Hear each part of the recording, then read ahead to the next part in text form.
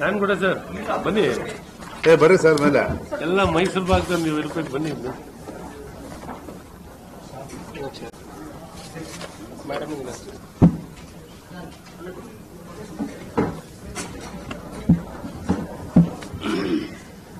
ನಿಜಗಳೆಲ್ಲ ಬಂದಲ್ಲ ನಿನ್ನೆ ರಾತ್ರಿ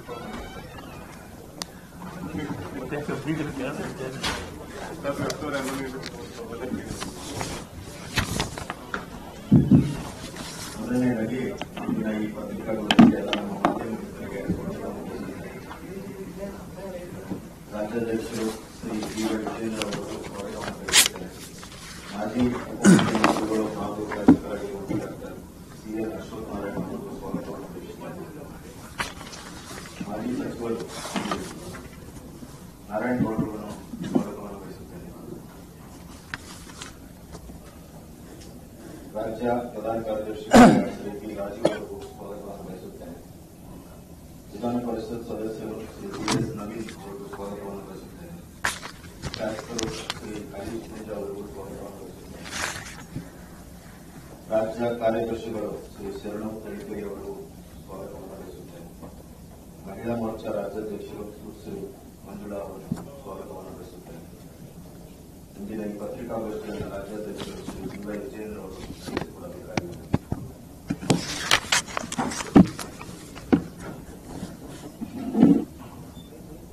ಆತ್ಮೀಯ ಪತ್ರಿಕಾ ಹಾಗೂ ಮಾಧ್ಯಮದ ಸ್ನೇಹಿತರೆ, ಕಳೆದ ವಿಧಾನಸಭಾ ಚುನಾವಣೆ ಸಂದರ್ಭದಲ್ಲಿ ಅಂದಿನ ವಿರೋಧ ಪಕ್ಷದ ನಾಯಕರು ಮಾನ್ಯ ಸಿದ್ದರಾಮಯ್ಯನವರು, ಕಾಂಗ್ರೆಸ್ ಪಕ್ಷದ ಅಧ್ಯಕ್ಷರಾಗಿದ್ದಂಥ ಡಿಕೆ ಶಿವಕುಮಾರ್ ಅವರು ರಾಜ್ಯದ ಜನರ ಮುಂದೆ ಒಂದು ಭರವಸೆನ ನೀಡಿದ್ರು. ರಾಜ್ಯದಲ್ಲಿ ಕಾಂಗ್ರೆಸ್ ಪಕ್ಷ ಅಧಿಕಾರಕ್ಕೆ ಬಂದ್ರೆ ಉತ್ತಮ ಆಡಳಿತವನ್ನು ನೀಡ್ತೇವೆ, ಒಂದು ಭ್ರಷ್ಟಾಚಾರ ರಹಿತ ಆಡಳಿತವನ್ನ ಕರ್ನಾಟಕ ರಾಜ್ಯದಲ್ಲಿ ನಾವು ನೀಡ್ತೇವೆ, ಅಭಿವೃದ್ಧಿ ಕೆಲಸಗಳನ್ನು ಮಾಡ್ತೇವೆ ಅಂತೇಳಿ ರಾಜ್ಯದ ಜನರಿಗೆ ಭರವಸೆನ ಕೊಟ್ಟು ರಾಜ್ಯದ ಜನರ ಆಶೀರ್ವಾದದಿಂದ ಸಂಪೂರ್ಣ ಮತ್ತು ಸ್ಪಷ್ಟ ಬಹುಮತದೊಂದಿಗೆ ರಾಜ್ಯದಲ್ಲಿ ಕಾಂಗ್ರೆಸ್ ಪಕ್ಷ ಅಧಿಕಾರಕ್ಕೆ ಬಂದಿದೆ. ಈ ಸರ್ಕಾರ ಅಧಿಕಾರಕ್ಕೆ ಬಂದು 1 ವರ್ಷ 2 ತಿಂಗಳು ತುಂಬಿದೆ. ಈಗ ಇವರ ಆಡಳಿತಾವಧಿಯ 1 ವರ್ಷದಲ್ಲಿ ಈ ಕಾಂಗ್ರೆಸ್ ಪಕ್ಷದ ಈ ಸರ್ಕಾರದ ಮುಖವಾಡ ಇವತ್ತು ಕಳಚಿ ಬಿದ್ದಿದೆ. ಈ ಕಾಂಗ್ರೆಸ್ ಪಕ್ಷದ ಈ ಸರ್ಕಾರದ ಹಲವು ಭ್ರಷ್ಟಾಚಾರ ಪ್ರಕರಣಗಳ ಮುಖೇನ ಈ ಕಾಂಗ್ರೆಸ್ ಪಕ್ಷದ ಈ ಸರ್ಕಾರದ ನೈಜ ಬಣ್ಣ ಏನು ಅನ್ನೋದು ರಾಜ್ಯದ ಜನತೆಗೆ ಇವತ್ತು ಅರ್ಥ ಆಗಿದೆ. ಏನು ಸನ್ಮಾನ್ಯ ಮುಖ್ಯಮಂತ್ರಿಗಳು, ಗೌರವಾನ್ವಿತ ಮುಖ್ಯಮಂತ್ರಿಗಳು ಸಿದ್ದರಾಮಯ್ಯನವರು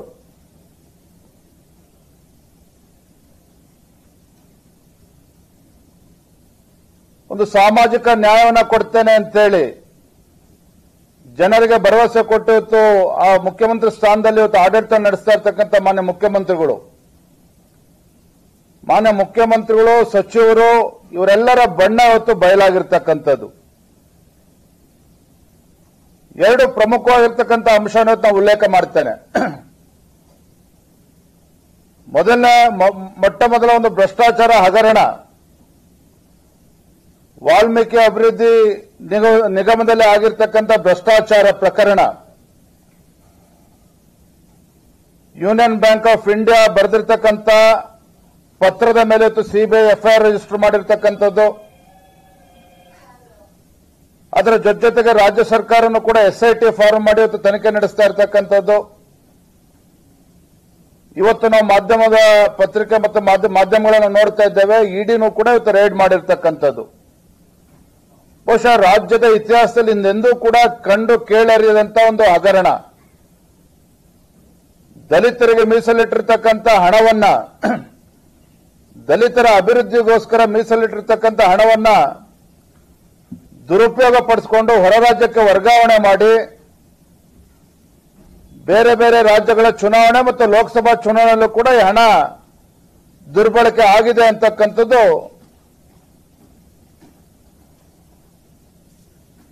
ಇವತ್ತು ಜಗಜ್ಜಾಹೀರಾಗಿರ್ತಕ್ಕಂಥದ್ದು. ಮತ್ತೊಂದು ಕಡೆ ಮೈಸೂರಿನಲ್ಲಿ ನಡೆದಿರ್ತಕ್ಕಂಥ land scam, MUDA urban development authority ಮೂಡಾದಲ್ಲಿ ಭೂ ಕಬಳಿಕೆ ಹಗರಣದ ಸಂಬಂಧಪಟ್ಟಂತೆ ಸಾಕಷ್ಟು ವಿಚಾರಗಳು ಇವತ್ತೆಲ್ಲರೂ ಪತ್ರಿಕೆಗಳಲ್ಲಿ ಮಾಧ್ಯಮಗಳು ನಾವು ನೋಡ್ತಾ ಇದ್ದೇವೆ. ನನ್ನ ಮೊಟ್ಟ ಮೊದಲ ಪ್ರಶ್ನೆ ಇತ್ತು ಮಾನ್ಯ ಮುಖ್ಯಮಂತ್ರಿಗಳಿಗೆ. ಸನ್ಮಾನ್ಯ ಮುಖ್ಯಮಂತ್ರಿಗಳಾಗಿರ್ತಕ್ಕಂಥ ಸಿದ್ದರಾಮಯ್ಯನವರು ಅನೇಕ ತಪ್ಪು ಮಾಹಿತಿಗಳನ್ನ ಮೂಡಾ ಹಗರಣದ ವಿಚಾರದಲ್ಲಿ ಜನರ ಮುಂದೆ ಹೇಳ್ತಕ್ಕಂಥ ಪ್ರಯತ್ನವನ್ನು ಮಾಡಿದ್ದಾರೆ.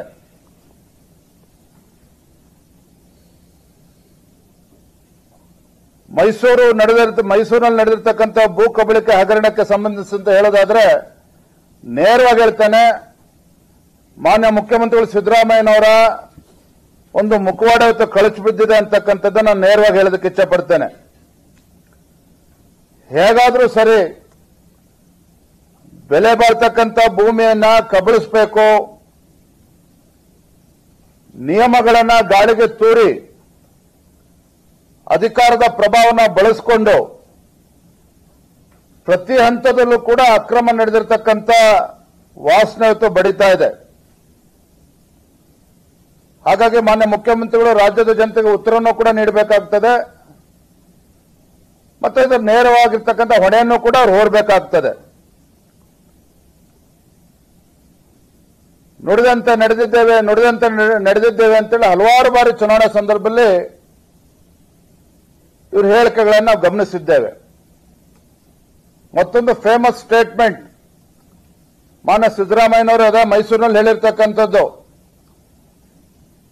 ಮಾದೇವಪ್ಪನವರೇ ನಿನ್ನ ಹೆಂಡತಿಗೂ ಫ್ರೀ, ನನ್ನ ಹೆಂಡತಿಗೂ ಫ್ರೀ, ಕಾಕಾ ಸಾಹೇಬ್ ನಿಮ್ಮ ಹೆಂಡತಿಗೂ ಫ್ರೀ, ನನ್ನ ಹೆಂಡತಿಗೂ ಫ್ರೀ ಅಂತಕ್ಕಂಥ ಹೇಳಿಕೆಯನ್ನ ಮಾನ್ಯ ಸಿದ್ದರಾಮಯ್ಯನವರು ಗ್ಯಾರಂಟಿ ಬಗ್ಗೆ ಉಲ್ಲೇಖ ಮಾಡಿದಾಗ ಹೇಳಿದ್ರು.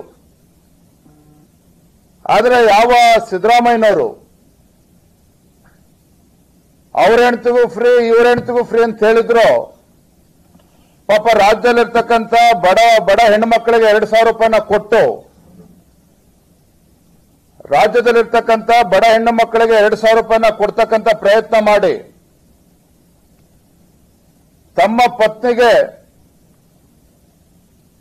2 ಕೋಟಿಗೂ ಹೆಚ್ಚು ಬೆಲೆ ಬಾಳ್ತಕ್ಕಂಥ ನಿವೇಶನಗಳನ್ನ ಬಡವರಿಗೆ 2,000 ರೂಪಾಯಿ ಕೊಡ್ತೇನೆ ಅಂತ ಹೇಳಿ ತಮ್ಮ ಪತ್ನಿಗೆ ಒಂದು ನಿವೇಶನಕ್ಕೆ 2 ಕೋಟಿಗೂ ಹೆಚ್ಚು ಬೆಲೆ ಬಾಳ್ತಕ್ಕಂಥ ಒಟ್ಟು 14 ನಿವೇಶನಗಳು ಸುಮಾರು 63-64 ಕೋಟಿಗೂ ಹೆಚ್ಚು ಬೆಲೆ ಬಾಳ್ತಕ್ಕಂಥ ನಿವೇಶನವನ್ನ ತಮ್ಮ ಪತ್ನಿಗೆ ಇವತ್ತು ಸೈಟ್ ಅಲಾಟ್ ಆಗಿರ್ತಕ್ಕಂಥದ್ದು. ಇದನ್ನ ಇವತ್ತು ರಾಜ್ಯದ ಜನರು ಕೂಡ ಪ್ರಶ್ನೆ ಮಾಡ್ತಾ ಇದ್ದಾರೆ. ಬಹುಶಃ ತಮ್ಮ ಅವಧಿಯಲ್ಲಿ ಅವ್ಯವಹಾರ ನಡೆಸಿ ತಮ್ಮದೇ ಸರ್ಕಾರದಿಂದ ಪರಿಹಾರವನ್ನು ಕೇಳಿರ್ತಕ್ಕಂಥ ಮುಖ್ಯಮಂತ್ರಿಗಳು ಈ ದೇಶದಲ್ಲಿ ಯಾರು ಇದ್ದರೆ ನಮ್ಮ ರಾಜ್ಯದ ಮುಖ್ಯಮಂತ್ರಿಗಳು ಸಿದ್ದರಾಮಯ್ಯನವರು. ಇವತ್ತು ಮಾನ್ಯ ಮುಖ್ಯಮಂತ್ರಿಗಳು ಸ್ವತಃ ಅವರೇ ಹೇಳಿಕೆಯನ್ನು ನೀಡಿದ್ದಾರೆ. ಏನು 3.16 ಮೈಸೂರಿನ ಕೆಸರೆ ಗ್ರಾಮ, ಮೈಸೂರು ತಾಲೂಕಿನ ಕೆಸರೆ ಗ್ರಾಮ ಸರ್ವೆ ನಂಬರ್ 464ರ 3.16 ಎಕರೆ ಜಮೀನಿಗೆ ಬದಲಾಗಿ ತಮ್ಮ ಶ್ರೀಮತಿಯವರಿಗೆ ತಮ್ಮ ಪತ್ನಿಯವರಿಗೆ 14 ನಿವೇಶನಗಳು ಇವತ್ತು ಮಂಜೂರಾಗಿದೆ, ಆಲ್ಟರ್ನೇಟ್ ಸೈಟ್. ಇದ್ರ ಬಗ್ಗೆ ಮುಖ್ಯಮಂತ್ರಿ ಹೇಳಿಕೆಯನ್ನು ನೀಡಿದ್ದಾರೆ. 14 ನಿವೇಶನಗಳು ಇವತ್ತೇನು ಸಿಕ್ಕಿದೆ ಅದು ಕೇವಲ 17-18 ಕೋಟಿ ಅಷ್ಟೇನೆ. ನಮಗೆ 62 ಕೋಟಿ ಬರಬೇಕಾಗಿತ್ತು. 62 ಕೋಟಿ ಬರೋ ಜಾಗದಲ್ಲಿ ಕೇವಲ ನನಗೆ ಸಿಕ್ಕಿರ್ತಕ್ಕಂಥದ್ದು ಕೇವಲ 18 ಕೋಟಿ ಮಾತ್ರ ಅನ್ನುವ ಮಾತನ್ನ ಸ್ವತಃ ಮುಖ್ಯಮಂತ್ರಿಗಳು ಹೇಳಿದ್ದಾರೆ. ಈ ಸಂದರ್ಭದಲ್ಲಿ ಒಂದು ಗಂಭೀರವಾಗಿರ್ತಕ್ಕಂಥ ವಿಚಾರವನ್ನ ನಮ್ಮ ಪತ್ರಿಕಾ ಹಾಗೂ ಮಾಧ್ಯಮದ ಸ್ನೇಹಿತರ ಮುಖೇನ ರಾಜ್ಯದ ಜನತೆಯ ಗಮನಕ್ಕೆ ನಾನು ತರೋದಕ್ಕೆ ಇಚ್ಛಪಡ್ತೇನೆ. ಇವತ್ತು 2022 ಜನವರಿ 12ನೇ ತಾರೀಕು ಕ್ರಯಪತ್ರ ಏನಾಗಿದೆ, 2022 ಜನವರಿ 12ನೇ ತಾರೀಕೇನು ಕ್ರಯಪತ್ರ ಆಗಿದೆ,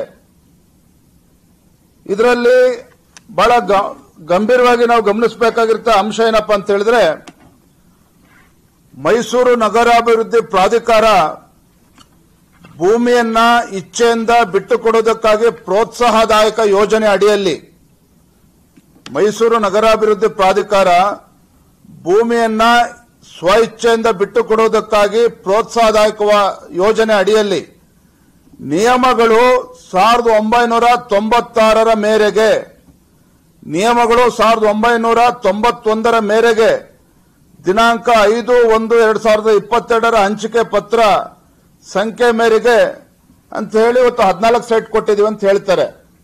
ಇಲ್ಲಿ ಬಹಳ ಪ್ರಮುಖವಾಗಿರ್ತಕ್ಕಂಥ ಅಂಶ ಏನಂತ ಹೇಳಿದ್ರೆ,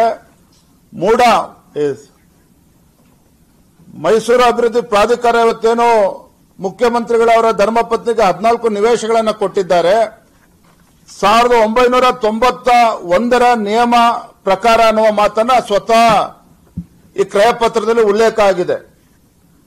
ಇದು ವಿಶೇಷ ಏನಪ್ಪಾ ಅಂತ ಹೇಳಿದ್ರೆ, 91ರ ಭೂ ಸ್ವಾಧೀನ ಏನು ಕಾನೂನಿನ ಪ್ರಕಾರ 1990ರ ಕಾನೂನು ಏನು ಹೇಳ್ತದೆ ಅಂತ ಹೇಳಿದ್ರೆ,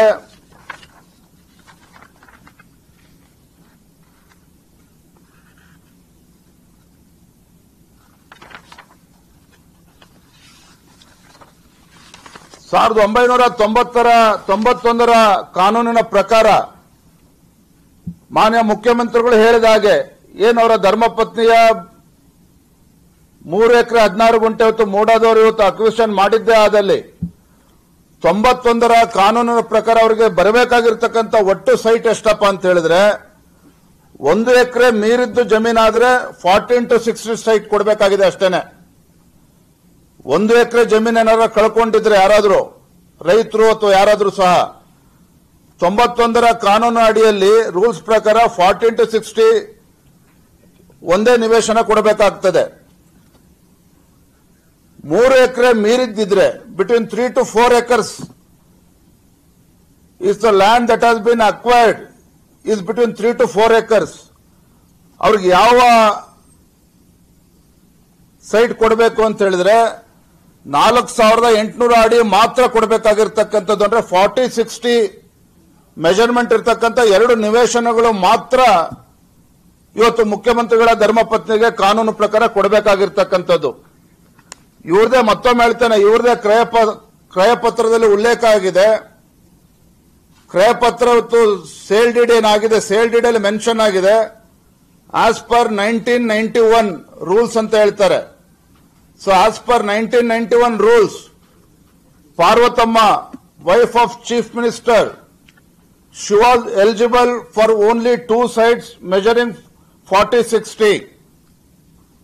ಸೊ ಹಾಗಾಗಿ ಮಾನ್ಯ ಮುಖ್ಯಮಂತ್ರಿಗಳ ಪತ್ನಿಗೆ 40-60 ಅಡಿ 2 ಸೈಟ್ ನೀಡಬೇಕಾಗಿರ್ತಕ್ಕಂಥ ಜಾಗದಲ್ಲಿ ಮೂಡಾದವರು ಇವತ್ತು 14 ನಿವೇಶನಗಳನ್ನ 40x60 ಇವತ್ತು 14 ನಿವೇಶನಗಳನ್ನ ನೀಡಿದ್ದಾರೆ ಅಂತ ಹೇಳಿದ್ರೆ ಇದು ಸಂಪೂರ್ಣವಾಗಿ ಕಾನೂನು ಬಾಹಿರವಾಗಿರ್ತಕ್ಕಂಥದ್ದು.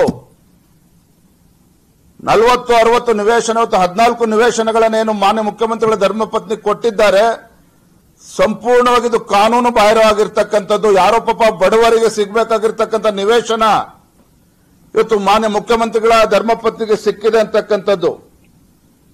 ಎರಡನೇ ವಿಚಾರ ಬಹಳ ಪ್ರಮುಖವಾಗಿರ್ತಕ್ಕಂಥ ಅಂಶ, ಶಾಸಕರು ಮುಖ್ಯಮಂತ್ರಿಗಳ ಪರಮಾಪ್ತರು ಪ್ರೆಸ್ ಮೀಟ್ ಮಾಡಿದ್ದಾರೆ. ಪದೇ ಪದೇ ಹಲವು ವಿಚಾರಗಳನ್ನು ಉಲ್ಲೇಖ ಮಾಡಿದ್ದಾರೆ. ಬಹಳ ಪ್ರಮುಖವಾಗಿರ್ತಕ್ಕಂಥ ಅಂಶ ನಾವು ಗಮನಿಸಬೇಕಾಗಿರೋದು ಏನಂದ್ರೆ 92ರಲ್ಲಿ ಮೂಡ ಲ್ಯಾಂಡ್ ಅಕ್ವಿಷನ್ ಪ್ರಾಸೆಸ್ ಶುರುವಾಗುತ್ತೆ 6-1. 98ರಲ್ಲಿ ಲ್ಯಾಂಡ್ ಡಿನೋಟಿಫಿಕೇಶನ್ ಆಗುತ್ತೆ ಅಂತೇಳಿ ಹೇಳ್ತಾ ಇದ್ದಾರೆ. 2004ರಲ್ಲಿ ಸಿದ್ದರಾಮಯ್ಯ ಅವರ ಬ್ರದರ್ ಇನ್ ಲಾ ಅಂದ್ರೆ ಪಾರ್ವತಮ್ಮ ಅವರ ಅಣ್ಣ ಖರೀದಿ ಮಾಡ್ತಾರೆ ಜಮೀನನ್ನ. 2004ರಲ್ಲಿ ಏನು ಜಮೀನು ಖರೀದಿ ಮಾಡ್ತಾರೆ, ಆರ್ಟಿಸಿನಲ್ಲಿ ಸ್ಪಷ್ಟವಾಗಿ ಉಲ್ಲೇಖ ಆಗಿದೆ, this is under the acquisition of MUDA. Mysuru ಅಭಿವೃದ್ಧಿ ಪ್ರಾಧಿಕಾರ ಭೂ ಸ್ವಾಧೀನದಲ್ಲಿದೆ ಅಂತೇಳಿ 2004ರಲ್ಲೂ ಇತ್ತು. ಭೂ ಸ್ವಾಧೀನದಲ್ಲಿ ಇದ್ದಿದ್ದೇ ಆದ್ರೆ 2004ರಲ್ಲಿ ಮಲ್ಲಿಕಾರ್ಜುನ ಸ್ವಾಮಿಯವರು ಹ್ಯಾಕ್ ಖರೀದಿ ಮಾಡಿದ್ರು ಅಂತಕ್ಕಂಥದ್ದು ಮೊದಲ ಪ್ರಶ್ನೆ. ಇವರೇನು ಮಾನ್ಯ ಮುಖ್ಯಮಂತ್ರಿ ಕ್ಲೇಮ್ ಮಾಡ್ತಾ ಇದ್ದಾರೆ 14 ಸೈಟು ಇನ್ನೂ ಕೂಡ ಹೆಚ್ಚು ಬರಬೇಕಿತ್ತು ಅಂತೇಳಿ. 2004ರಲ್ಲೂ ಕೂಡ it was still under acquisition of the MUDA. 2009-10ರಲ್ಲಿ ಏನು ಗಿಫ್ಟ್ ಡೀಡ್ ಆಗ್ತದೆ, ಅವರ ಬಾಮೈದ ಅವರಿಂದ ಮುಖ್ಯಮಂತ್ರಿಗಳ ಧರ್ಮಪತ್ನಿಗೆ ಗಿಫ್ಟ್ ಡೀಡ್ ಆದಾಗಲೂ ಸಹ 2009-10ರಲ್ಲೂ ಸಹ this piece of land 3 acres 16 guntas it was still under the acquisition of the MUDA. MUDA ಆರ್ಟಿಸಿನಲ್ಲೂ ಕೂಡ ಸ್ಪಷ್ಟವಾಗಿ ಹೇಳ್ತದೆ, ಈ ಒಂದು ಜಮೀನು 3 ಎಕರೆ 16 ಗುಂಟೆ ಮೂಡ ಹತ್ರನೇ ಇದೆ, ಮೂಡದಲ್ಲಿ ಅಕ್ವಿಷನ್ ಆಗಿದೆ ಅಂತಕ್ಕಂಥದ್ದನ್ನ ಆರ್ಟಿಸಿನಲ್ಲಿ ಸ್ಪಷ್ಟವಾಗಿ ಉಲ್ಲೇಖ ಆಗಿದೆ. ಈ ಡಾಕ್ಯುಮೆಂಟ್ಸ್ ಎಲ್ಲ ತಮಗೆ ನಾನು ಕೊಡ್ತೇನೆ. ಅಂದ್ರೆ ಆರ್ಟಿಸಿನಲ್ಲಿ ಸ್ಪಷ್ಟವಾಗಿ ಉಲ್ಲೇಖ ಇದೆ. 2004ರಲ್ಲೂ ಕೂಡ ಉಲ್ಲೇಖ ಇತ್ತು, ಆರ್ಟಿಸಿನಲ್ಲಿದೆ. 2009-10ರಲ್ಲೂ ಕೂಡ ಆರ್ಟಿಸಿನಲ್ಲಿ ಉಲ್ಲೇಖ ಇದೆ, ಮೂಡದಲ್ಲಿ ಇದು ಅಕ್ವಿಷನ್ ಆಗಿದೆ ಅಂತೇಳಿ. ಅದು ಆದರೂ ಸಹ ಇದು ಭೂಮಿ ಖರೀದಿ ಆಗಿದೆ, ಪರಿವರ್ತನೆ ಕೂಡ ಲ್ಯಾಂಡ್ ಕನ್ವರ್ಷನ್ ಕೂಡ ಆಗಿದೆ. ಮತ್ತೊಂದು ವಿಚಾರ ಏನಪ್ಪಾ ಅಂತ ಹೇಳಿದ್ರೆ, ಏನು ಮಾನ್ಯ ಮಲ್ಲಿಕಾರ್ಜುನ ಸ್ವಾಮಿ ಅವರು ಗಿಫ್ಟ್ ಡೀಡ್ ಮಾಡ್ತಾರೆ ಸಿದ್ದರಾಮಯ್ಯನವರ ಮನೆಯವರ ಹೆಸರಿಗೆ. ಗಿಫ್ಟ್ ಡೀಡ್ ಮಾಡಿದಾಗ ಇದು ಕೃಷಿ ಜಮೀನು ಅಂತ ಹೇಳ್ತಾರೆ, ಅದು ಕೂಡ ತಪ್ಪು ಮಾಹಿತಿ. On the date when the land was gifted to the wife of honourable chief minister Siddaramaiah ji, this land was a converted land, it was not agriculture land. But it has been claimed that land is still agriculture land, ಅದು ಕೂಡ ತಪ್ಪು ಮಾಹಿತಿ. ಮೂರನೇ ತಪ್ಪು ಮಾಹಿತಿ ಒಂದು ಹೇಳ್ತೇನೆ. 2013 affidavit ಅಲ್ಲಿ ಮಾನ್ಯ ಮುಖ್ಯಮಂತ್ರಿಗಳು ಅವರೇನು ಎಲೆಕ್ಷನ್ ಅಫಿಡವಿಟ್ಗೆ ಸಲ್ಲಿಸತಕ್ಕಂಥ ಸಂದರ್ಭದಲ್ಲಿ ಈ 3 ಎಕರೆ 16 ಗುಂಟೆ ಉಲ್ಲೇಖನೇ ಆಗಿಲ್ಲ. ಮಾನ್ಯ ಸಿದ್ದರಾಮಯ್ಯನವರು 2013ರ ಚುನಾವಣೆಯಲ್ಲಿ ಅಫಿಡವಿಟ್ ಅನ್ನು ಸಲ್ಲಿಸತಕ್ಕಂಥ ಸಂದರ್ಭದಲ್ಲಿ he has not mentioned this 3 acres 16 guntas land, affidavit ಅಲ್ಲಿ ಮೆನ್ಷನ್ ಕೂಡ ಮಾಡಿಲ್ಲ. It is A clear violation of model code of conduct. Since this piece of land has not been mentioned in the affidavit filed by Siddaramaiah himself, this is a clear violation of the Model Code of Conduct and also the violation of People Representative Act. ನಾವು ಇದನ್ನು ಕೂಡ ಚರ್ಚೆ ಮಾಡ್ತಾ ಇದ್ದೇವೆ, ಗಮನಿಸ್ತಾ ಇದ್ದೇವೆ. ಈ ವಿಚಾರವನ್ನ ಎಲ್ಲ ಪರಿಶೀಲನೆ ಮಾಡಿ ಬಹುಶಃ ಎಲೆಕ್ಷನ್ ಆಫ್ ಇಂಡಿಯಾಗೂ ಕೂಡ ಇದ್ರ ಬಗ್ಗೆ ನಾವು ದೂರನ್ನ ಕೊಡ್ತಕ್ಕಂಥ ಪರಿಸ್ಥಿತಿ ಬಂದಿದೆ ಅನ್ನೋದನ್ನು ಕೂಡ ಈ ಸಂದರ್ಭದಲ್ಲಿ ಹೇಳೋದಕ್ಕೆ ಇಚ್ಛೆ ಪಡ್ತೇನೆ.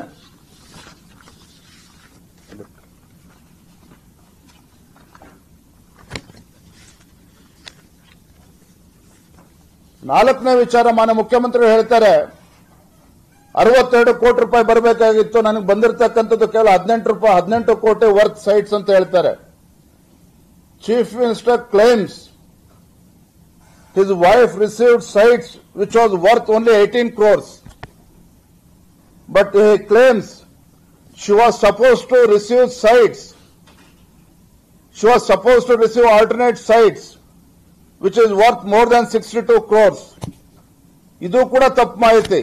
ನಾನು ಆಗಲೇ ಹೇಳಿದಾಗೆ as per the 1991 rules, when she was eligible only for 14 to 62 sites only, she was eligible to get sites measuring 4,800 square feet. Then how did the wife of Chief Minister claims that she is supposed to get more than 62 crores worth sites? ಅದು ಕೂಡ ತಪ್ಪು ಮಾಹಿತಿ ಅನ್ನೋದನ್ನ ಇವತ್ತು ಪತ್ರಿಕಾಗೂ ಮಾಧ್ಯಮದ ಸ್ನೇಹಿತರ ಮುಂದೆ ಹೇಳೋದಕ್ಕೆ ಇಚ್ಛೆ ಪಡ್ತೇನೆ.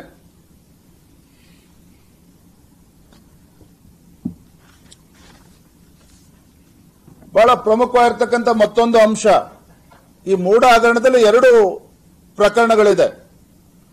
ಮೊದಲನೇದು ತಮಗೆಲ್ಲ ತಿಳಿದಿರೋ ಹಾಗೆ ಮಾನ್ಯ ಮುಖ್ಯಮಂತ್ರಿಗಳ ಧರ್ಮಪತ್ನಿಗೆ ಕೊಟ್ಟಿರ್ತಕ್ಕಂಥ 14 ನಿವೇಶನಗಳು, ಇದು ಒಂದು ಪ್ರಕರಣ. ಮತ್ತೊಂದು ಪ್ರಕರಣ ತಾವು ನೋಡಿದ್ರೆ ಮಾನ್ಯ ಸಚಿವರಾಗಿರ್ತಕ್ಕಂಥ ಬೈರತಿ ಸುರೇಶ್ ಅವರು, ಗೌರವಾನ್ವಿತ ನಗರಾಭಿವೃದ್ಧಿ ಸಚಿವರು, ಈ ಒಂದು ಅಕ್ರಮದ ಬಗ್ಗೆ ಮಾಹಿತಿ ಬರ್ತಾ ಇದ್ದಂಗೆ ಒಂದು ಕ್ಷಣನೂ ಕೂಡ ತಡೆ ಮಾಡೋದಿಲ್ಲ. ಓಡೋಡಿ ಮೈಸೂರಿಗೆ ಹೋಗ್ತಾರೆ, ಆತುರವಾಗಿ ಮೈಸೂರಿಗೆ ಹೋಗ್ತಾರೆ. ಅಲ್ಲಿ ಹೋಗಿ ಮೂಡ ಸಭೆನ ಕರೀತಾರೆ, ಅಧಿಕಾರಿಗಳ ಸಭೆನ ಕರೀತಾರೆ. ಅಧಿಕಾರಿಗಳ ಸಭೆನ ಕರೆದು ಎಲ್ಲ ಮಾಹಿತಿಗಳನ್ನ ಪಡೆದುಕೊಂಡು ಏಕಾಏಕಿ ಅಲ್ಲಿರ್ತಕ್ಕಂಥ ಅಧಿಕಾರಿಗಳು ಎಲ್ಲರನ್ನೂ ಕೂಡ ಟ್ರಾನ್ಸ್ಫರ್ ಮಾಡ್ತಾರೆ. ಯಾವ ಅಧಿಕಾರಿಗಳಿಗೆ ಪನಿಷ್ಮೆಂಟ್ ಆಗಬೇಕಾಗಿತ್ತು, because when more than 5,000 crores worth sites has been allotted for the influential people, 5,000 ಕೋಟಿಗೂ ಹೆಚ್ಚು ಬೆಲೆ ಬಾಳ್ತಕ್ಕಂಥ ಸೈಟ್ ಅನ್ನ ಬೇಕಾಬಿಟ್ಟು ಇವತ್ತು ಅಲಾಟ್ ಮಾಡಿದಂತ ಸಂದರ್ಭದಲ್ಲಿ the concern minister Byrathi Suresh ಇವತ್ತು ಮೈಸೂರು ಹೋಗ್ತಾರೆ, ಸಭೆ ಮಾಡ್ತಾರೆ. ಅಧಿಕಾರಿಗಳನ್ನ ತರಾಟೆಗೆ ತೆಗೆದುಕೊಂಡು ಅವ್ರನ್ನ ಪನಿಷ್ ಮಾಡೋ ಬದಲು ವರ್ಗಾವಣೆ ಮಾಡ್ತಾರೆ. ಅಂದ್ರೆ minister is trying to protect the officials who are involved in this scam. Honorable Minister Bhairati Suresh, who is the Urban Development Minister, who rushed on the same day to Mysore, convened the meeting of all Urban Development Authority officials. Now ankondiddhe minister will take a strict action, they will punish the concerned officials. ಅದನ್ನ ಮಾಡಲಿಲ್ಲ ಸಚಿವರು. ತತ್ಕ್ಷಣ ಅಧಿಕಾರಿಗಳೆಲ್ಲರೂ ಕೂಡ ವರ್ಗಾವಣೆ ಮಾಡ್ತಾರೆ. ಮತ್ತೊಂದು ಕಡೆ ಯಾವ ಜಿಲ್ಲಾಧಿಕಾರಿ ಮೂಡಾದಲ್ಲಿ ಇಷ್ಟು ದೊಡ್ಡ ಭ್ರಷ್ಟಾಚಾರ ಹಗರಣ ನಡೀತಾ ಇದೆ ಅಂತ ಹೇಳಿ ಆ ಭ್ರಷ್ಟಾಚಾರದ ಬಗ್ಗೆ ತನಿಖೆ ಮಾಡಿ ವರದಿಯನ್ನು ನೀಡಿದ್ದಾರೆ ಡಿಸಿ ಜಿಲ್ಲಾಧಿಕಾರಿ. ಆ ಜಿಲ್ಲಾಧಿಕಾರಿಯನ್ನು ಕೂಡ ವರ್ಗಾವಣೆ ಮಾಡ್ತಾರೆ ತರಾತುರಿಯಲ್ಲಿ. ಸೊ ಹಾಗಾಗಿ ಇದು ಮೇಲ್ನೋಟಕ್ಕೆ ಸ್ಪಷ್ಟವಾಗಿ ಕಾಣ್ತದೆ. ಮಾನ್ಯ ಮುಖ್ಯಮಂತ್ರಿಗಳ ತವರು ಜಿಲ್ಲೆನಲ್ಲಿ ಇವತ್ತು ಸಂಬಂಧಪಟ್ಟಂತ ಸಚಿವ ಬೈರತಿ ಸುರೇಶ್ ಅವರು ಇವತ್ತು ಹಗರಣವನ್ನು ಮುಚ್ಚಾಕ್ತಕ್ಕಂಥ ಪ್ರಯತ್ನ ಮಾಡಿದ್ದಾರೆ. ಅಲ್ಲಿರ್ತಕ್ಕಂಥ ಎಲ್ಲ ಕಡತಗಳನ್ನ minister Byrathi Suresh he himself carries all the relevant files to Bangalore. ಮೈಸೂರು ಕಚೇರಿಯಲ್ಲಿ ಮೂಡ ಕಚೇರಿಯಲ್ಲಿ ಇದ್ದಂತ ಎಲ್ಲ ಕಡತಗಳನ್ನ ಸ್ವತಃ ಸಚಿವರೇ ಎತ್ಕೊಂಡು ಬೆಂಗಳೂರಿಗೆ ಬರ್ತಾರೆ. ನಾನು ನೆನ್ನೆನೂ ಕೂಡ ಮಾಹಿತಿಗಳನ್ನ ತೆಗೆದುಕೊಳ್ತಕ್ಕಂಥ ಪ್ರಯತ್ನ ಮಾಡ್ತಾ ಇದ್ದೀನಿ. ನೆನ್ನೆನೂ ಕೂಡ ಅದು ನಡೀತಾನೆ ಇದೆ ಇನ್ನೂ ಕೂಡ. ಯಾಕೆ ಅಂತ ಹೇಳಿದ್ರೆ this is first of it's kind. Never in the history of Karnataka where the concern minister and the chief minister, who also hails from the Mysore district, such a big land scam has taken place in Mysore. ಇಂಥ ದೊಡ್ಡ ಭ್ರಷ್ಟಾಚಾರ ಪ್ರಕರಣ ಬಹಿರಂಗ ಆಗಬಾರದು, ಚರ್ಚೆಗೆ ಬರಬಾರದು ಅಂತ ಹೇಳಿ ಎಲ್ಲಾ ಕಡತಗಳನ್ನ ಮುಚ್ಚಿಡ್ತಕ್ಕಂಥ ಕೆಲಸವನ್ನ ಬೈರತಿ ಸುರೇಶ್ ಅವರು ಮಾಡ್ತಾ ಇರ್ತಕ್ಕಂಥದ್ದು. ಇವತ್ತು ತಮಗೆ ಮತ್ತೊಂದು ಅಂಶ ನಿಮಗೆ ಗಮನದಲ್ಲಿರಲಿ. ಮುಖ್ಯಮಂತ್ರಿಗಳು ಪದೇ ಪದೇ ಏನು ಇತ್ತು,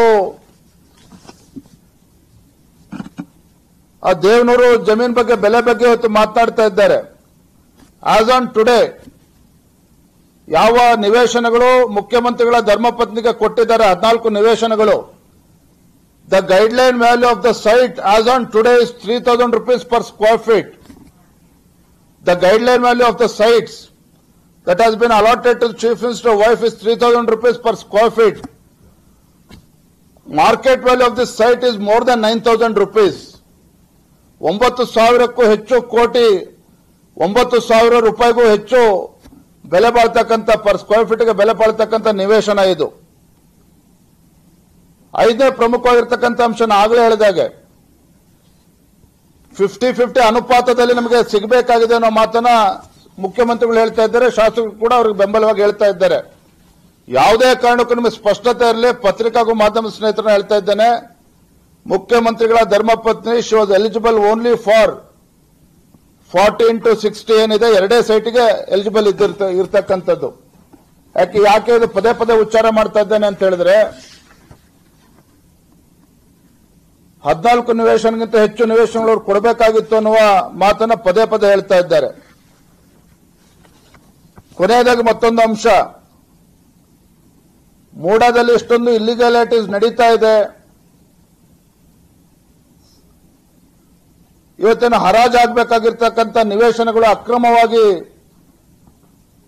ಅವರ ಖುಷಿ ಬಂದಂತೆ ಅಧಿಕಾರಿಗಳು ಮಂತ್ರಿಗಳ ನೇತೃತ್ವದಲ್ಲಿ ಕೊಡ್ತಾ ಇದ್ದಾರೆ ಅಂತೇಳಿ ಜಿಲ್ಲಾಧಿಕಾರಿಗಳು ವರದಿ ಕೊಟ್ಟ ಮೇಲೂ ಸಹ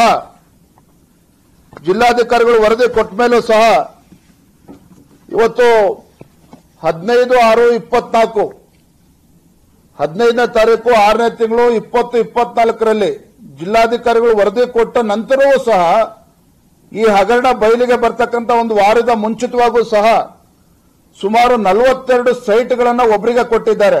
ಆಲ್ಟರ್ನೇಟಿವ್ ಸೈಟ್ ಅಂತ ಹೇಳಿ ಈ ಒಂದು ಸೇಲ್ ಡೀಡ್ ಕಾಪಿನೂ ಕೂಡ ತಮಗೆ ಕೊಡ್ತೇನೆ. ಯಾಕೆ ಸೇಲ್ ಡೀಡ್ ಕಾಪಿ ನಿಮಗೆ ಕೊಡ್ತಾ ಇದ್ದೇನೆ ಅಂತ ಹೇಳಿದ್ರೆ, this is not the only example. ಈ ತರ ಸಾವಿರಾರು ನಿವೇಶನಗಳನ್ನು ಅಕ್ರಮವಾಗಿ ಸರ್ಕಾರ ಬಂದ ಮೇಲೆ ನೀಡಿದ್ದಾರೆ. ಸಾವಿರಾರು ನಿವೇಶನಗಳನ್ನು ಅಕ್ರಮವಾಗಿ ಸಿದ್ದರಾಮಯ್ಯನವರು ಮುಖ್ಯಮಂತ್ರಿ ಆದ್ಮೇಲೆ, ಬೈರತಿ ಸುರೇಶ್ ಅವರು ಅರ್ಬನ್ ಡೆವಲಪ್ಮೆಂಟ್ ಮಿನಿಸ್ಟರ್ ಆದ್ಮೇಲೆ ಸಾವಿರಾರು ನಿವೇಶನಗಳನ್ನು ಕಾನೂನು ಬಾಹಿರವಾಗಿ ನೀಡಿದ್ದಾರೆ. ಸೊ ಒಟ್ಟಾರೆಯಾಗಿ ಹೇಳೋದಾದ್ರೆ, ಒಂದು ಕಡೆ ಅಕ್ರಮವಾಗಿ ಮುಖ್ಯಮಂತ್ರಿಗಳ ಧರ್ಮಪತ್ನಿ ಕೊಟ್ಟಿರ್ತಕ್ಕಂಥ ನಿವೇಶನ, ಮತ್ತೊಂದು ಕಡೆ ಮುಖ್ಯಮಂತ್ರಿಗಳು ಸಿದ್ದರಾಮಯ್ಯನವರು ಕಾಂಗ್ರೆಸ್ ಸರ್ಕಾರ ಅಧಿಕಾರಕ್ಕೆ ಬಂದ ಮೇಲೆ ಸಾವಿರಾರು ನಿವೇಶನಗಳು, ಸುಮಾರು 4ರಿಂದ 5 ಸಾವಿರ ಕೋಟಿಗೂ ಹೆಚ್ಚು ಬೆಲೆ ಬಾಳ್ತಕ್ಕಂಥ ನಿವೇಶನವನ್ನ ಬೇಕಾಬಿಟ್ಟಿ ಖುಷಿ ಬಂದಂತೆ ಇವತ್ತು ಹರಾಜಿಗೆ ಮೀಸಲಿಟ್ಟಿರ್ತಕ್ಕಂಥ ನಿವೇಶನಗಳನ್ನ ಖುಷಿ ಬಂದಂತೆ ಬೇಕಾದವರಿಗೆ ಕೊಟ್ಟಿದ್ದಾರೆ ಅಂತಕ್ಕಂಥದ್ದು ಕೂಡ ಇವತ್ತು ಆರೋಪ ಅಲ್ಲ. ಅದಕ್ಕೆ ಬೇಕಾಗಿರ್ತಕ್ಕಂಥ ಡಾಕ್ಯುಮೆಂಟ್ಸ್ ಕೂಡ ನಾನು ಇವತ್ತು ರಿಲೀಸ್ ಮಾಡಿದ್ದೇನೆ. ಸೊ ನಾನು ಇವತ್ತು ಭಾರತೀಯ ಜನತಾ ಪಾರ್ಟಿ ಈ ವಿಚಾರವನ್ನ, ಈ ಹಗರಣವನ್ನ ಬಹಳ ಗಂಭೀರವಾಗಿ ನಾವು ತೆಗೆದುಕೊಂಡಿದ್ದೇವೆ.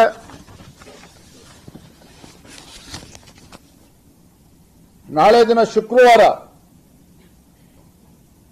ನಾನು ನಮ್ಮ ರಾಜ್ಯದ ನಮ್ಮ ವಿರೋಧ ಪಕ್ಷದ ನಾಯಕರಾಗಿರ್ತಕ್ಕಂಥ ಆರ್ ಅಶೋಕ್ ಅವರು ಇರ್ಬೋದು, ಅಶ್ವಥ್ ನಾರಾಯಣ ಅವರು, ನಮ್ಮೆಲ್ಲ ಶಾಸಕರು, ಪಕ್ಷದ ಹಿರಿಯ ಮುಖಂಡರ ನೇತೃತ್ವದಲ್ಲಿ ಶುಕ್ರವಾರ ಮೈಸೂರಿನಲ್ಲಿ ಬೃಹತ್ ಪ್ರತಿಭಟನಾ ಸಭೆಯನ್ನು ನಾವು ಆಯೋಜನೆ ಮಾಡಿದ್ದೇವೆ.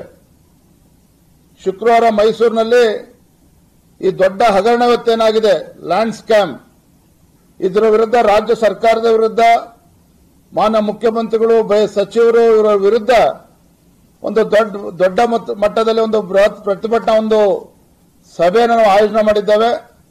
ಆ ಸಭೆಯಲ್ಲಿ ನಾವು ಒತ್ತಾಯ ಮಾಡಲಿದ್ದೇವೆ. ಒಂದು ಕಡೆ ಬಡವರ ಬಗ್ಗೆ ಮೊಸಳೆ ಕಣ್ಣೀರನ್ನು ಸುರಿಸ್ತಕ್ಕಂಥ ಮಾನ್ಯ ಮುಖ್ಯಮಂತ್ರಿಗಳು ಬಡವರಿಗೆ ಮೀಸಲಿಟ್ಟಿರ್ತಕ್ಕಂಥ ಈ ನಿವೇಶನವನ್ನ ಅವರಿಗೆ ಹಂಚತಕ್ಕಂಥ ಕೆಲಸ ಆಗಬೇಕು. ಯಾರ್ಯಾರಿಗೆ ಅಕ್ರಮವಾಗಿ ನಿವೇಶನಗಳನ್ನು ಹಂಚಿದ್ದಾರೆ ತತ್ಕ್ಷಣ ಅದನ್ನು ವಿಡ್ರಾ ಮಾಡಬೇಕು. ಮತ್ತೆ ಇವತ್ತು ಈ ಪ್ರಕರಣದಲ್ಲಿ ಇವತ್ತೇನು ಭ್ರಷ್ಟಾಚಾರ ನಡೆದಿದೆ, ಬೃಹತ್ ಲ್ಯಾಂಡ್ ಸ್ಕ್ಯಾಮ್ ಇವತ್ತೇನಾಗಿದೆ, ಇದು ಯಾವುದೇ ಕಾರಣಕ್ಕೂ ಮತ್ತೊಂದು SITಯನ್ನ ಮಾಡಿ SIT ಮೂಲಕ ತನಿಖೆ ಮಾಡೋದಕ್ಕೆ ಸಾಧ್ಯನೇ ಇಲ್ಲ. ಯಾಕೆಂದ್ರೆ ಸ್ವತಃ ಮುಖ್ಯಮಂತ್ರಿಗಳ ಕುಟುಂಬದ ಮೇಲೆ ಆರೋಪ ಬಂದಂತ ಸಂದರ್ಭದಲ್ಲಿ, ಇಡೀ ಸರ್ಕಾರವೇ ಎಷ್ಟು ದೊಡ್ಡ ಹಗರಣದಲ್ಲಿ ಮುಳುಗಿರ್ತಕ್ಕಂಥ ಸಂದರ್ಭದಲ್ಲಿ ಯಾವುದೇ ಕಾರಣಕ್ಕೂ SITಗೆ ಕೊಡ್ತಕ್ಕಂಥ ಪ್ರಶ್ನೆ ಉದ್ಭವ ಆಗಬಾರದು. ನಾನು ಮುಖ್ಯಮಂತ್ರಿಗಳ ಆಗ್ರಹವನ್ನು ಮಾಡ್ತಾ ಇದ್ದೇನೆ, ನೀವು ಪ್ರಾಮಾಣಿಕರಾಗಿದ್ರೆ ಈ ಒಂದು ಹಗರಣ ಇವತ್ತೇನಾಗಿದೆ, ಮೂಢ ಹಗರಣ, ಇದನ್ನ CBI ತನಿಖೆಗೆ ಕೊಡಬೇಕು ಅಂತ ಹೇಳಿ ನಾನಿವತ್ತು ಆಗ್ರಹವನ್ನು ಮಾಡ್ತಾ ಇದ್ದೇನೆ.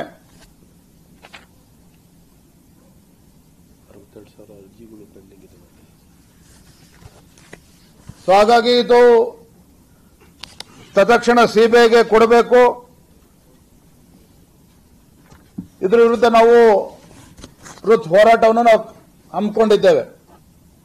ನಾನು ಕೊನೆಯದ ಒಂದು ಮಾತನ್ನ ಹೇಳ್ತೇನೆ, ಭ್ರಷ್ಟಾಚಾರದ ಬಗ್ಗೆ ಉದ್ದುದ್ದ ಭಾಷಣ ಮಾಡತಕ್ಕಂಥ ಮಾನ್ಯ ಮುಖ್ಯಮಂತ್ರಿಗಳು, ಕಾಂಗ್ರೆಸ್ ಪಕ್ಷದ ಮುಖಂಡರು ಇವತ್ತು ಬಡವರಿಗೆ, ದಲಿತರಿಗೆ, ಪರಿಷ್ಠ ಜಾತಿ ಪರಿಷ್ಠ ಪಂಗಡದವರಿಗೆ ಮೀಸಲಿಟ್ಟಿರ್ತಕ್ಕಂಥ ಈ ನಿವೇಶನಗಳನ್ನ ಮನ ಬಂದಂತೆ ಇವತ್ತು ತೆಗೆದುಕೊಂಡಿರ್ತಕ್ಕಂಥ ಇದು ನಿಜವಾಗ್ಲೂ ಕೂಡ ಇದು ಅಕ್ಷಮ್ಯ ಅಪರಾಧ. ಕಾನೂನನ್ನ ದುರುಪಯೋಗ ಪಡಿಸಿಕೊಂಡು ತಮಗೆ ಬೇಕಾದ ರೀತಿಯಲ್ಲಿ ಸಡಿಲಗೊಳಿಸಿಕೊಂಡು ಈ ರೀತಿ ಅಕ್ರಮವಾಗಿ ತೆಗೆದುಕೊಂಡಿರ್ತಕ್ಕಂಥದ್ದು ಅಕ್ಷಮ್ಯ ಅಪರಾಧ. ಹಾಗಾಗಿ ಸಿಬಿಐ ತನಿಖೆಗೂ ಕೂಡ ಕೊಡಬೇಕು. ಮಾನ್ಯ ಮುಖ್ಯಮಂತ್ರಿಗಳು ತಮ್ಮ ಸ್ಥಾನಕ್ಕೆ ರಾಜೀನಾಮೆಯನ್ನು ಕೊಡಬೇಕು ಅನ್ನುವುದನ್ನು ಕೂಡ ನಾನು ಇವತ್ತು ಆಗ್ರಹವನ್ನು ನಾನು ಮಾಡ್ತಾ ಇದ್ದೇನೆ. ಡಾಕ್ಯುಮೆಂಟ್ಸ್ ಎಲ್ಲ ಕೊಡಿಯಪ್ಪ.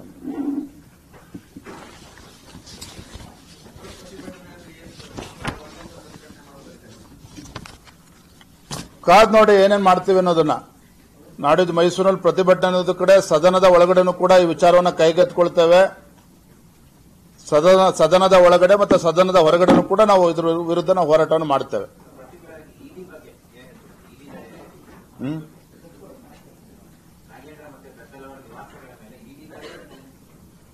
ನೋಡಿ, ಇಂದೆಂದೂ ಕೂಡ ಕಂಡು ಕೇಳರಿದಂತ ಹಗರಣ ವಾಲ್ಮೀಕಿ ಅಭಿವೃದ್ಧಿ ನಿಗಮದಲ್ಲಿ ಕೂಡ ಆಗಿರ್ತಕ್ಕಂಥದ್ದು.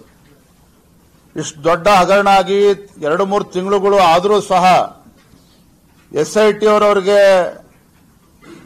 ನೋಟಿಸ್ ಕೊಟ್ಟು ತನಿಖೆ ಕರೆಯೋದಕ್ಕೂ ಕೂಡ ಮೀನಾಮೇಷ ಮಾಡ್ತಾರೆ. ಬಿಜೆಪಿಯಿಂದ ನಿರಂತರವಾಗಿ ಪ್ರತಿಭಟನೆ ಮಾಡಿದ ನಂತರ ಮೊನ್ನೆ ದಿನ ದದ್ದಲ್ ಅವ್ರನ್ನ, ನಾಗೇಂದ್ರ ಅವ್ರನ್ನ ತನಿಖೆಗೆ ಕರೆದು ತಿಪ್ಪೆ ಸಾರಿಸ್ತಕ್ಕಂಥ ಕೆಲಸ SIT ಮೂಲಕ ಆಗ್ತಾ ಇದೆ ಅಂತಕ್ಕಂಥದ್ದು ಜನಸಾಮಾನ್ಯರು ಕೂಡ ಮಾತನಾಡ್ತಾ ಇದ್ದಾರೆ. ಹಾಗಾಗಿ ಇವತ್ತು ಯೂನಿಯನ್ ಬ್ಯಾಂಕ್ ಆಫ್ ಇಂಡಿಯಾ ಅವರು ಬರೆದಿರ್ತಕ್ಕಂಥ ಪತ್ರದ ಮೇಲೆ ಇವತ್ತು ಸಿಬಿಐ ಇವತ್ತು FIR ರಿಜಿಸ್ಟರ್ ಮಾಡಿ ಇವತ್ತು ED ಅವರು ಕೂಡ ಇವತ್ತು ರೈಡ್ ಮಾಡಿರ್ತಕ್ಕಂಥದ್ದು ನಾವು ಸ್ವಾಗತ ಮಾಡ್ತೇವೆ. ಯಾಕೆಂತ ಹೇಳಿದ್ರೆ, ಒಂದು ತಾವು ಗಮನಿಸಬೇಕಾಗಿರ್ತಕ್ಕಂಥದ್ದು, ದಲಿತರಿಗೆ ಮೀಸಲಿಟ್ಟಿರ್ತಕ್ಕಂಥ ಹಣ ಇವತ್ತು ದುರ್ಬಳಕೆ ಆಗಿದೆ. ದಲಿತರಿಗೆ ಮೀಸಲಿಟ್ಟಿರ್ತಕ್ಕಂಥ ಹಣವನ್ನ ಕಾಂಗ್ರೆಸ್ ಸರ್ಕಾರದಲ್ಲಿರ್ತಕ್ಕಂಥ ಪ್ರಭಾವಿಗಳು ಲೋಕಸಭಾ ಚುನಾವಣೆಯಲ್ಲಿ ಬಳಸಿಕೊಂಡಿದ್ದಾರೆ. ಹಾಗಾಗಿ ಇಷ್ಟು ದೊಡ್ಡ ಹಗರಣ ನಡೆದಿದೆ. ಇದು ಗಂಭೀರವಾಗಿ ತೆಗೆದುಕೊಳ್ಬೇಕಾಗಿರ್ತಕ್ಕಂಥದ್ದು ಪ್ರತಿಯೊಬ್ಬರ ಕರ್ತವ್ಯ. ಇದು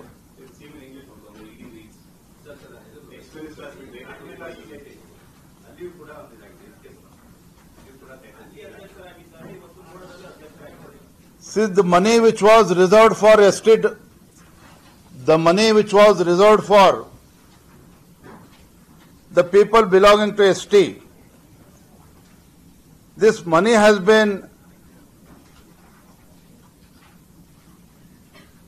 utilized by the Congress party for the Lok Sabha election.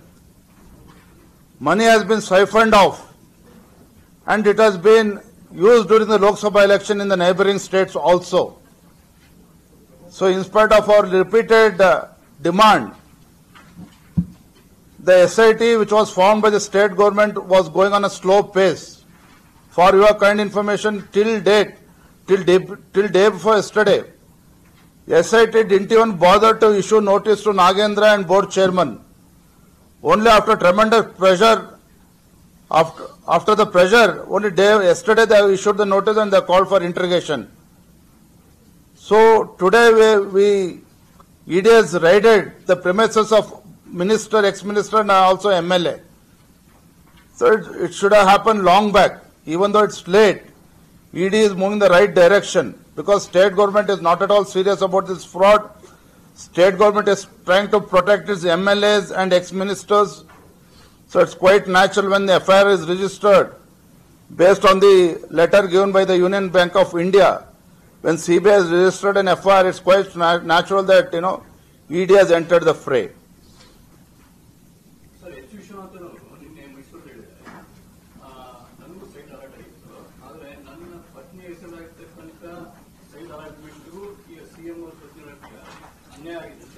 ಕಾನೂನು ಇರ್ತಕ್ಕಂಥದ್ದೇ ಯಾವುದೇ ಆಲ್ಟರ್ನೇಟ್ ಸೈಟ್ ಕೊಡಬೇಕು ಅಂತಕ್ಕಂಥ ವಿಚಾರ ಬಂದಾಗ ಸಮಾನಾಂತರ ಲೇಔಟ್ ನಲ್ಲಿ ನಿವೇಶನ ಕೊಡಬೇಕು ಅಂತಕ್ಕಂಥದ್ದು ನೀವು ಗಮನಿಸಬೇಕಾಗಿರ್ತಕ್ಕಂಥ ಮತ್ತೊಂದು ಅಂಶ ಅಂತ ಹೇಳಿದ್ರೆ 2002ರಲ್ಲಿ ಮೂಡಾ ಲ್ಯಾಂಡ್ ಅಕ್ವಿಸಿಷನ್ ಮಾಡಿದೆ ಅಂತ ಹೇಳಿದ್ರೆ ಸೈಟ್ ಮಾಡಿ ಲೇಔಟ್ ಮಾಡಿ ಸೈಟ್ ಕೊಟ್ಟಿದೆ ಅಂತ ಹೇಳಿದ್ರೆ 2002ರ ನಂತರ ಏನ್ ಲೇಔಟ್ ಫಾರ್ಮೇಶನ್ ಆಗಿದೆ ಆ ಲೇಔಟ್ ಅಲ್ಲಿ ಮುಖ್ಯಮಂತ್ರಿಗಳ ಪತ್ನಿಗೆ ಆಲ್ಟರ್ನೇಟ್ ಸೈಟ್ ಕೊಡಬೇಕಾಗಿರ್ತಕ್ಕಂಥದ್ದು. ಆದ್ರೆ ಅದರ ಬದಲಾಗಿ 95-96ರಲ್ಲಿ ಮಾಡಿರ್ತಕ್ಕಂಥ ಲೇಔಟ್ಗಳಲ್ಲಿ ಸೈಟ್ ಅನ್ನ ಕೊಟ್ಟಿರ್ತಕ್ಕಂಥದ್ದು, ಬೆಲೆ ಬಾಳ್ತಕ್ಕಂಥ ಸೈಟ್ ಅನ್ನ ಕೊಟ್ಟಿರ್ತಕ್ಕಂಥದ್ದು, ಅದು ಕೂಡ ಅಕ್ರಮನೇ ಇದರಲ್ಲಿ ಆಗಿರ್ತಕ್ಕಂಥದ್ದು.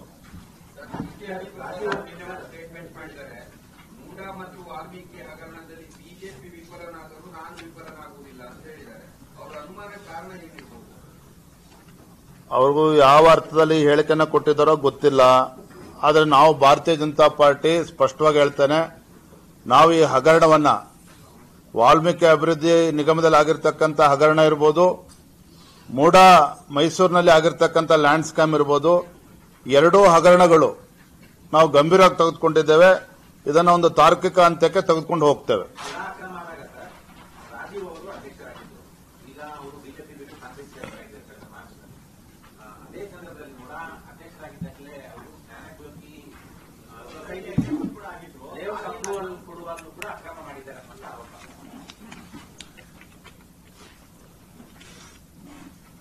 ಯಾರ ಅವಧಿಯಲ್ಲಿ ಅಕ್ರಮ ಆಗಿದ್ರೂ ಸಹ ಅಕ್ರಮನೇ. ಇದು ಸಂಪೂರ್ಣ ತನಿಖೆ ಆಗಬೇಕು ಅಂತಕ್ಕಂಥದ್ದು ಎಲ್ಲರ ಒಂದು ಅಭಿಪ್ರಾಯ ಇದು. ಹಾಗಾಗಿ ಯಾವುದೇ ಅವಧಿಯಲ್ಲಾಗಲಿ ಯಾವುದೇ ವರ್ಷದಲ್ಲಾಗಲಿ ಈ ತನಿಖೆಯನ್ನು ಮೂಡಾ ಸ್ಕ್ಯಾಮ್ ಆಗಿದೆ, ಸಂಪೂರ್ಣ ತನಿಖೆ ಆಗಲೇಬೇಕು.